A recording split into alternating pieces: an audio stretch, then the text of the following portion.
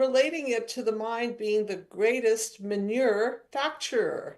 So we're going to dive right into that, no pun intended, and we're going to find out why the mind is such a great manure-facturer. And this is a call-in show, everyone, so I would love you to all call in. Not all of you, that would be a little much, but it'd be nice to have a few calls. 323-524-2599. And so a little background, how did I come up with that title? Actually, it was a joke, really. I was teasing somebody because they were too much in their head, and we were both talking about how not good things happen when you're too much in your head and you end up manufacturing. So all that stuff that just sort of rumbles around in your mind sometimes leads to a lot of manure. So again, this is a call-in show, everyone, and I'm going to start by describing this manufacturing process. So I think we all are familiar with it, and I was also thinking about the story Rapunzel and the churning of the straw into gold, and how sometimes what we do is with life, which is sometimes golden, sometimes not, of course. Sometimes we tend to churn life into manure. So when we get further into the show, I will talk a little bit about how to turn that around so that you're not just churning everything into manure.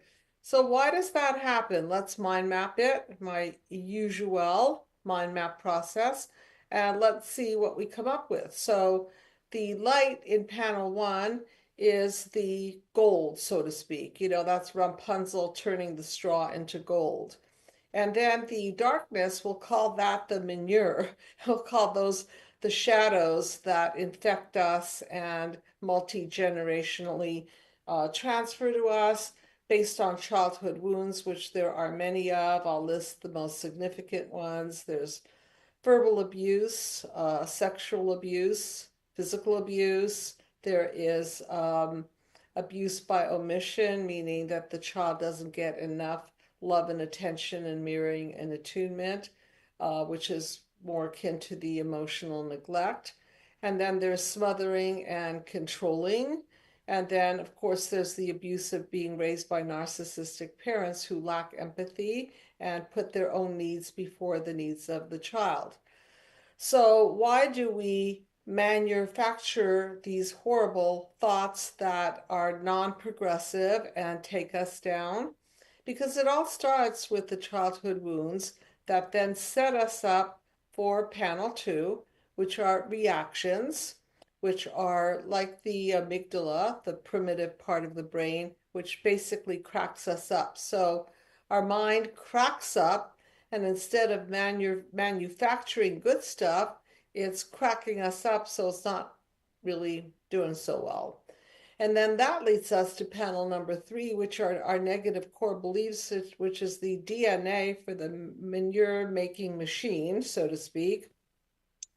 So now we have all these negative core beliefs like we're not good enough, we're not pretty enough, we're not smart enough, we're not special enough, we don't deserve to be treated well, we are powerless, and some of the worst ones I've heard is shouldn't have even been born. That's a pretty bad one. So it's not like we're manufacturing off of a clean slate. We actually incorporate our experience from our childhood into our, so to speak, our mental or mind DNA. And those core beliefs are laid down so they form a core. As you can see the DNA, you can see the core. I use these panels metaphorically. So if the blue strand represents what you psycho inherited from your father, and then the pink one represents what you psycho inherited from your mother, you could see that what's built is an unhealthy blueprint of, in this case, I'm going to use it as thoughts.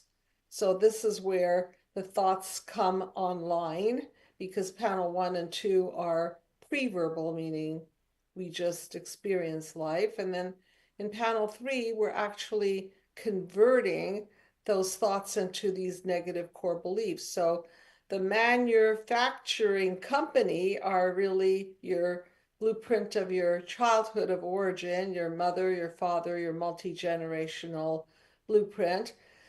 And then that cracks us up, and we already start to manufacture based on these horrible core beliefs that we have. Now, what happens is we go and we play in life and we get involved in school, nursery, kindergarten, elementary, high school, college, some of you, jobs, friendships, relationships, and so on. And then what happens is these people in our lives, they basically tip our core beliefs. So they rattle us, okay? So this rattling shakes us up and devolves us into panel number 4, which I label chaos. So if you look at panel number 4, now we're kind of going down the tubes here. We're north, south, east, west. Basically, we have no compass. All of the bonds are torn apart, torn down, and so we are not orienting properly. So this is a place where the head starts going really crazy, spinning around, and because we're in the land of the unknown, we make things up as to why things are not going well. So we might refer back to our core beliefs and say, well, I'm in chaos because I don't deserve a great partner. I'm in chaos because I'll never get a good job. I'm in chaos because I'm too stupid to really create wealth for myself, and on and on and on. So this chaos is a result of the manufacturing machine. And not only that, but it causes more manufacturing. So, in thinking about this, I thought, what really causes us to go into our heads and give it a good head spin and come up with really bad thinking? They say in a stinking thinking, literally. What causes that? And I was starting to brainstorm on that. And I came up with some things such as comparing yourself to other people. What happens when you compare yourself to other people? Sometimes this is done in the family where one sibling is compared to another sibling, and the the one downsmanship sibling might conclude that they're not lovable as the other sibling is. And then there comes a competitive nature and a desire to demean, devalue, and destroy the other person, but not only the other person, to destroy oneself. So this comparison thing can really turn into a manure-facturer, okay? And so what does the manure do up there? It thinks thoughts like, I'm not good enough. Look at the other people around me. They're richer, they're more successful, they're more educated, they have more. I have nothing. Look at me. And it just goes pretty sour pretty quickly. So that's one way that we manufacture. Another way we manufacture is a way that I've described much on many shows called projection. So projection might be that you're projecting onto another person qualities that you don't even know that they, or thoughts or feelings that you don't even know that they really have toward you. So they may give you a look and activate your core beliefs or your amygdala, your fight flight system. And then the manufacturing starts to go into effect, and you start thinking things like, you know, that person's looking at me because they don't like me, or yeah, they're sort of giving me the look because they're noticing that my nose is too big. I see they're looking at me sideways because they think that I'm less than. And so this is a straight up projection. And even if it's true, then the point is you get embroiled in it. And once you get embroiled in what other people think or what you think other people think of you, then you start going down the tubes quickly, and the manufacturing starts happening faster and faster. And it's sort of like this vortex that pulls in more and more negative thinking until you're definitely suicidal, or it's just at least extremely depressed, and you just think that life has beaten you all up. So what happens out of that is we're moving on to panel 5 now, is we get into defense mechanisms, which are anti messages toward those manufactured horrible ones. So defense mechanisms might sound in this case, um, no, I'm not. I'm smarter than everybody. No, I'm not. I'm prettier than everyone. No, I'm not. No, I'm not. No, I'm not. So the fact that you even have to rebel against your manufactured thoughts is a sign that you're pretty embroiled in it. So it's sort of like cause effect. You've got the thought, and now you're trying to cancel it out. So, but every time you cancel it out, you're really in disbelief that you're not, and you think that you really are. So then the defense mechanisms get thicker and more defensive. So you might start eating more or drinking more, or you might think you're so ugly that you need an overhaul and Botox, plastic surgery, whatever. And you go overboard on it. And now you look in the mirror and you think to yourself, well, I hope I canceled out that I'm ugly. I hope I canceled out that I'm too old. But, you know, it really doesn't cancel out, because in the back of your mind, you still are embroiled in these negative core beliefs. It was interesting. I was talking to a plastic surgeon last year, and he was telling me how people don't really change their self-perception. So even after he performs a nose job or breast implant or tummy tuck or chin implants or whatever, they still look in the mirror and they see the piece of themselves that they've always been afraid um, to really face, and they want to basically annihilate it. So even though their nose is smaller, they still feel like they have a big nose. Even though their ears may be smaller, they still feel like they have big ears. Even though their stomach is now flat, they still feel fat. Okay, so you can see how deep these negative core beliefs sink in. And so we try to defend against these manufactured types of thinking, but it's hard to defend. So these manufactured thoughts become a factory, so to speak, to cancel out the poor effects of your fears of being too fat. So now it turns into surgeries and drinking and eating and so on. And as we all know, defense mechanisms that are not healthy defense mechanisms, they break down. There's no sustainability. So please put up panel number 6, and you can see that that is a metaphor for breakdown. So when you're manufacturing, you're not really evolving, you're not creating, you're not growing in any way, you're not helping your self-esteem. You're basically either exploding on other people or you're imploding upon yourself. So if you're exploding on other people, it might take the form of shouting, screaming, verbally accusing them, abusing them, narcissistically abusing them, and trying to take more than you give.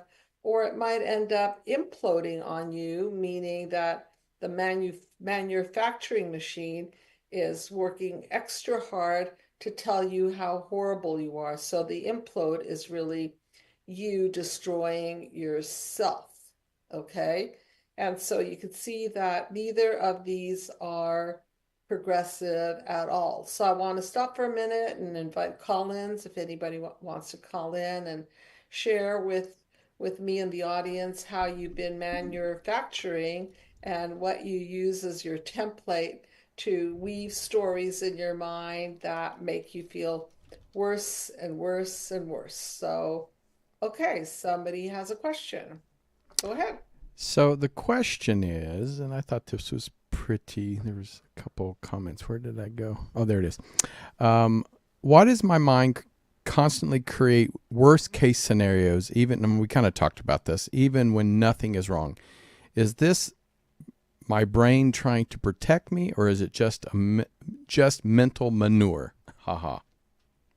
Well, I think that's a great question. And I think part of it is your brain trying to protect you because if you can sort of conjure up, and this is the other side of that. So I'm glad you brought it up that you're manufacturing, are you manufacturing or are you trying to prepare for the worst case scenario in which you will conjure up what could become the worst case scenario so that you can mentally prepare for it. But the problem is, are you really mentally preparing for it, or are you just freaking yourself out and making yourself feel bad? Because if you're really preparing for it, then you can say, well, my fear is that I'm going to fail the test. And then the opposite of manufacturing is doing something about it. So therefore, I'll make sure to get a lot of sleep. I'll get a good meal in my belly the night before. I'm going to study, extra hard. I'm going to have somebody quiz me. I'm going to, whatever you feel that you're going to do to make yourself prepared for it. Or, another example is we all live in different disaster zones. Some people fear a fire, some people earthquakes, some people flood, whatever it is. So, manufacturing would be the useless way where nothing really gets done. You don't even buy yourself a flashlight, or you don't get yourself insurance, or you don't figure out an escape route from the property that you live in, or, like nothing gets done. But if your fear, so to speak, um, prepares you for life, then I wouldn't call that manufacturing. But if it just anesthetizes you, or I should say paralyzes you, and you do nothing with it, no preparedness, no action involved, then I would say that it's just a waste of time, isn't it? You're just churning manure in your head. Well, thank you for that question. And I could see how it can go both ways. But I think, again, the distinction is that you're just sitting with it and you're paralyzed in fear and inaction. And the other one is that you're thinking through action plans and you're taking steps to be proactive in what you might do if the disaster hits. Here's another question. I think this kind of a more of a or asking for a solution, and it says, can mindfulness or meditation really help clean out the mental manure, or do I need something deeper like therapy and processing techniques?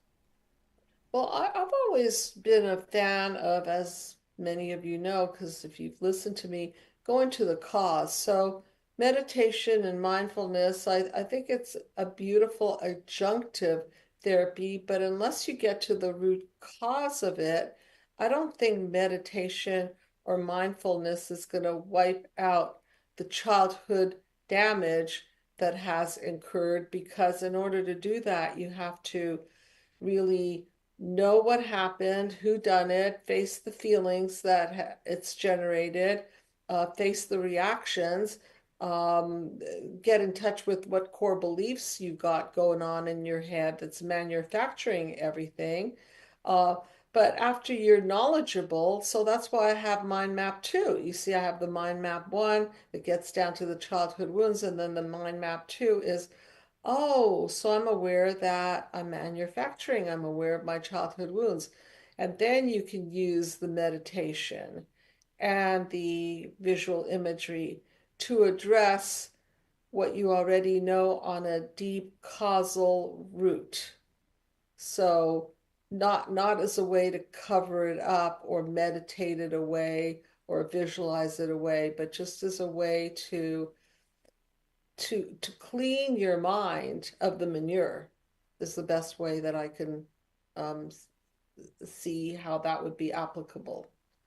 But first you have to know what the manure is, where it comes from, how you've been caught in the web, and hold yourself responsible for really taking inventory again on who done it and why you're feeling this way and what created the blueprint so that you can decode it. So remember, we're encoded and now we have to decode. And the mindfulness and the meditation, I would say, are more the recoding process. But you've got to clear the slate. In other words, you've got to take out the manure, got to take out the trash, you got to take out the negative core beliefs before you clean the the vessel that contained all of that manure. That makes sense? Makes sense to me. I hope that makes sense to you. Please let us know. Yes. Yeah, so Tony is an enlightened person who's been listening to the show. Oh my gosh, what, 11 years now? Oh yeah, a So long time, and it's helped a lot. I have to say, I've it learned a lot. has. Yeah, it's I've learned a lot from just listening to you and your techniques, and yeah, yeah, Well, thank and you for acknowledging that. Tony's not my patient. He's my buddy that runs the studio, fantastic studio, UBNGO, and all kinds of good things happen there. And Tony keeps it sweet, and his last name is Tony Sweet. So I that's think a that's pun intended, right? unintended. Right. And so, what I'm not a fan of are affirmations and these positive messages without doing the work. Because affirmations are sort of like laying the good on top of the manure. First, you got to get rid of the manure. That's my point. Nothing wrong with affirmations after you've gotten rid of the manure, but you've got to, how they say you've got to empty the cup before you pour the fresh water in. You can't pour the fresh affirmations into a dirty manure-filled cup. It's not going to cut it. It's not going to taste good either, by the way. You know, Either way, it doesn't work.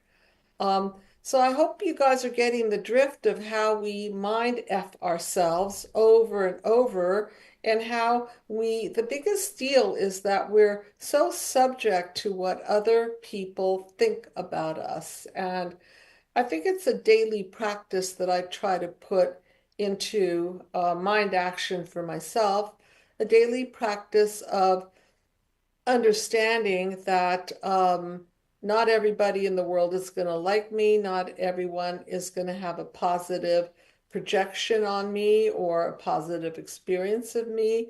And we are all broken in whatever ways we're broken, and we project on other people. And, for all I know, I'm reminding somebody of their mother as we speak. So all of those activators are going to show up in the way other people speak to you and treat you.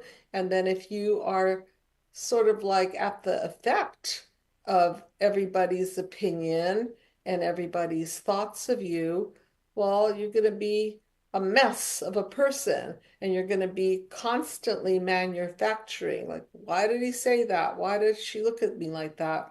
Did I do something wrong? Questioning yourself. And one of the ways that narcissists make people question themselves is they gaslight. And so when you're gaslit, boy, your manufacturing machine is really turned on. So let's say somebody says to you, um, you're really, really crazy. Don't you remember I already told you that last week? And you swear that you never heard that before. You say, no, I don't. Like, wow, you've got to really check yourself. You're really losing it. And so I'm kind of relating this to, let's say, it didn't happen. And the narcissist is just trying to pull your strings and make you feel like you're crazy, because that's one of the things that they like to do is have you doubt your own mind. So once somebody has you doubting your own mind, you start manufacturing. And if you're a people pleaser, you're not going to shine the truth light on them necessarily. You might start questioning yourself. Well, wait a minute, am I crazy? Is my memory going?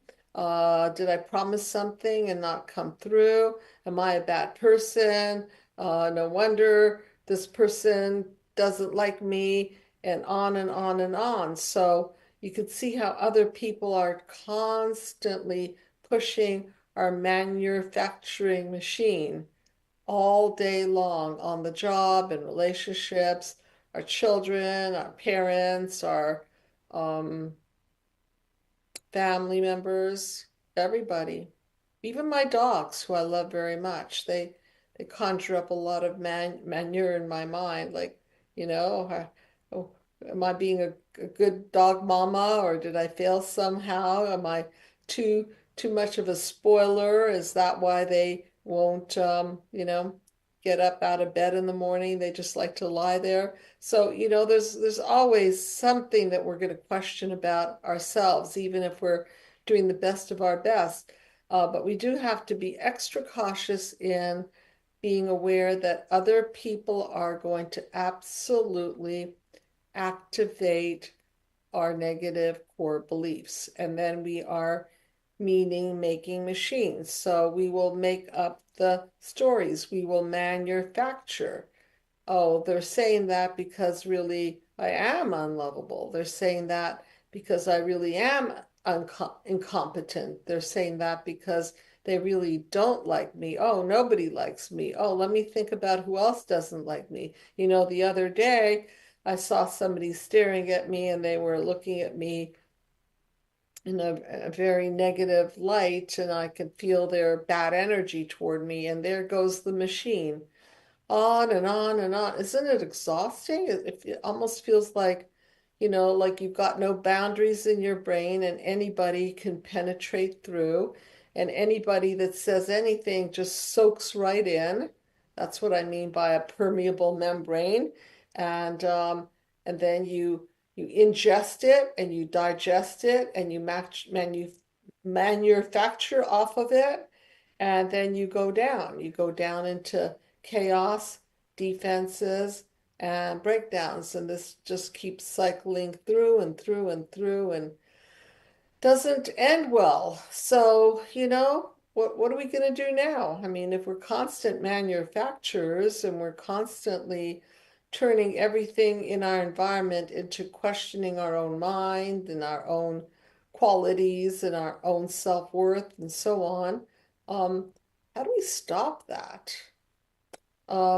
Actually, somebody asked me that question, not quite in that way, but they said something like, what do you do if you're always negative and feel really negative? And my answer at the time was that you have to take something that inspires you that's a little better than that. So, for example, if I'm in my mind manufacturing, number one, I have to notice that I'm doing it, okay?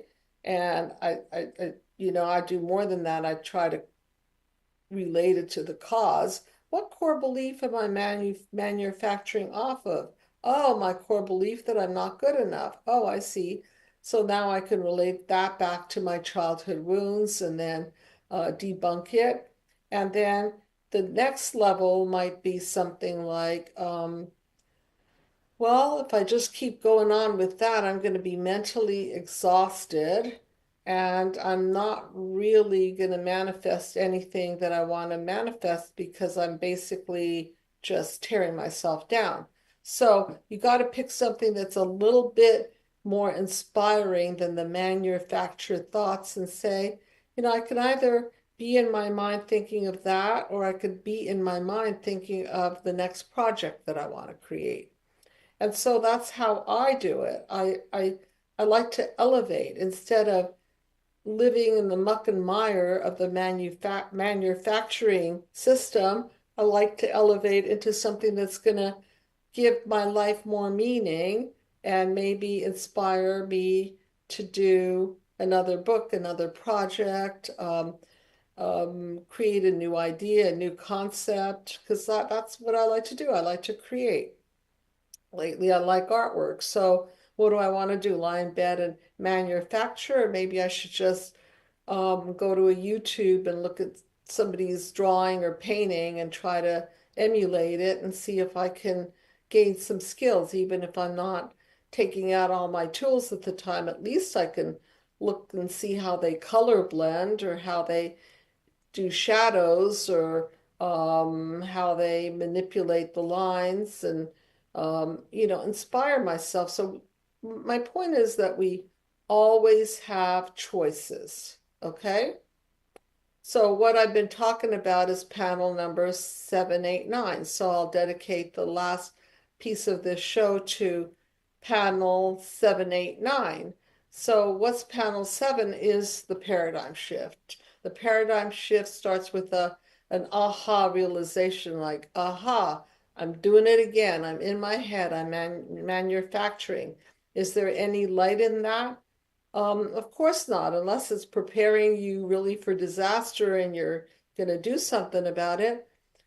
No, it's nothing from nothing is nothing. So what you want to do is you want to go to a higher level. So what's one up from manufacturing is creativity.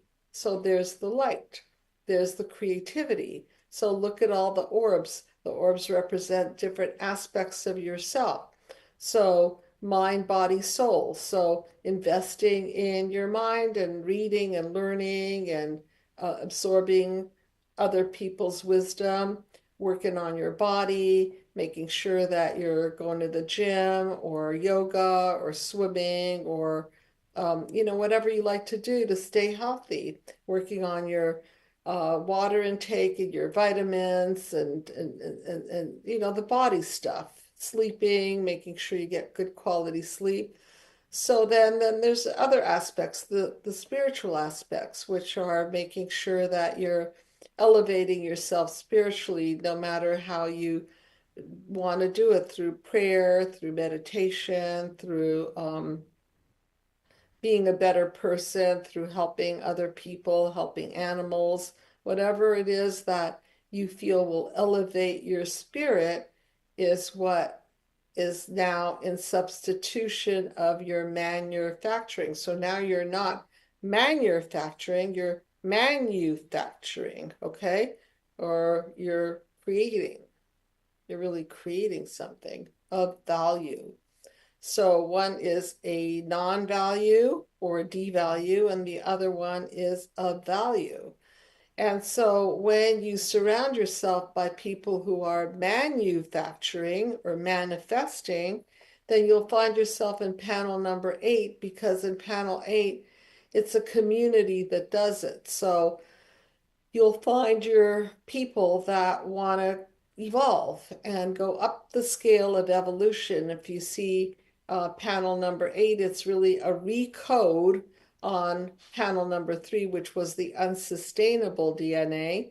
And this is the strong, sustainable. See, that's the unsustainable one. It was the psychovirus that went wrong and created chaos, defenses, and breakdowns. And the new one is creating an evolving pathway upward. So it's inspirational, it's grounded, it's healthy, it's clean. It involves people elevating up the ladder of evolution, spiritual evolution, physical evolution, um, mental evolution.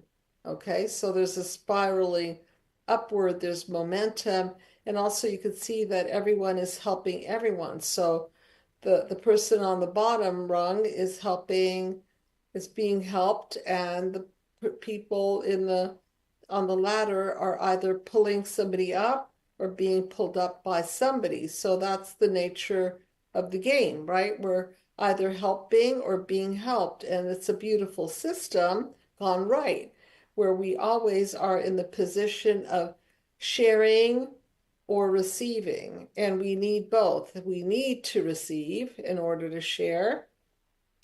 I can't share unless I've been receiving from other people their wisdom or a good meal or anything that keeps me going, right? So if you're running on empty, you can't share. Then again, if you're only sharing, right, without refueling, you're going to run out of steam. But if you're always at the effect of being helped, that's not good either, because if you evolve, then what do you do with that evolution? You want to pay it forward to other people.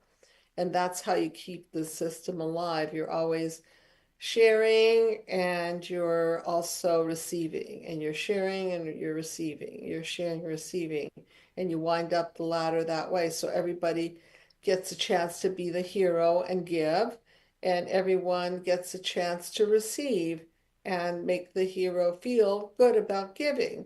So I just want you to understand this is a system gone right. It's not just a psychological plan. This was always a plan to heal individual disconnect and hopefully leading into healing global disconnect, which we cannot do until we heal human disconnect. And that's quite a process because um, not everyone wants to be healed. Not everyone wants to be humane and sign up for principles that are humane. And so that's always been my challenge is in my last chapter of my life, I want to focus on healing global disconnect. But before I do so, I want to define what is our healthy principles that are going to help the human race so that we can all have something in common to evolve around. And so that would be manufacturing. That's me manufacturing rather than manure-facturing, worried about what other people think of me, worried about whether I'm going to be liked or not, worried about whether I'm going to have more followers or more haters. If you're going to worry about all that, you might as well just stay in bed, right? Because there are always going to be people who like you and people who don't like you, and that's just the way it is when you put yourself out there. So that's what I want to encourage you to do is put yourself out there and know that your manufacturing is going to come in when you start worrying, particularly what people think and say about you. And that's the biggest activator. And if you can somehow understand that they are also at the effect of their childhood wounds and their blueprints, so whatever they say about you might just be their reaction to um, their cracklings of perception on you, as I like to say, because if they saw you more clearly, maybe they would see you differently. So you can't really trust people's um, perceptions of you. So, watch out for that. Watch out whose energy you're pulling in and watch out who you believe and get activated by, and be very clear what your original blueprint is all about so that you can understand how this was caused by your multi-generational family of origin, your mother, your father, grandparents, and on and on and on. And unfortunately, when our multi-generations do not heal, they pass on their, I call it the psychovirus, to the next generation. And so we psychologically inherit that. We psycho inherit that with an emphasis on psycho. And then we just keep devolving and manufacturing, and then we raise a bunch of complainers and low self-esteem people who see themselves as not good enough and not anything enough. And it just goes down the tubes really, really quickly. So, one of the best things that you could do is study and learn from wisdom masters and see how other people in the face of all of this, occupy their mind with creativity and generativity. I remember studying, I think it was, I forgot which Erickson, the one that was talking about stages of life. And one of the stages of life in the later stage of life is generativity versus stagnation. So as I age, do I want to stagnate? Do I want to just settle for rusty bones and a rusty mind and eating bonbons all day? I can't even eat them. They're not on my diet. But you get the drift that even at any age, you want to make sure that you are manufacturing, that you are evolving, and that instead of just settling for the natural course of life, which is to go with the gravity and let your head pull down and your back slump over, so to speak, you've got to manufacture to go to the gym and pull your body up and build muscle mass and still sharpen your mind and your skills and not lose it. Don't be one of those lose it if you don't use it. So be the use it person so that you don't lose it. And I also want to bring up the point of once you have a habit going, once you have something that you feel really benefits your life, don't quit. So if you go to the gym every day or a few times a week, or you play in a band, or you have a habit of having great discussions with dear friends, don't stop it. These things are precious. When you get in a groove and you find yourself around people who are evolving and you find yourself in a track of good habits, you don't want to let that go, and you want to keep practicing it over and over again. So remember, you always have the choice of manufacturing and going down the drain and devolving, or you can turn on your creativity, turn on your will to thrive and grow either health-wise or philosophically or psychologically or spiritually or creatively or financially, whatever is your definition of being a growth person, and keep evolving. And when that little devil comes and taps you on the shoulders, it could be somebody activating some negative core belief, and you catch yourself manufacturing, you can just identify it rather than identify with it, and then direct your energy to a higher level of yourself, which I call, by the way, in my book, which everybody should get a copy of. You can go to Amazon.com and get one, or you can get the PDF copy of it by requesting it. So everyone should have access to Be the Cause Healing Human Disconnect.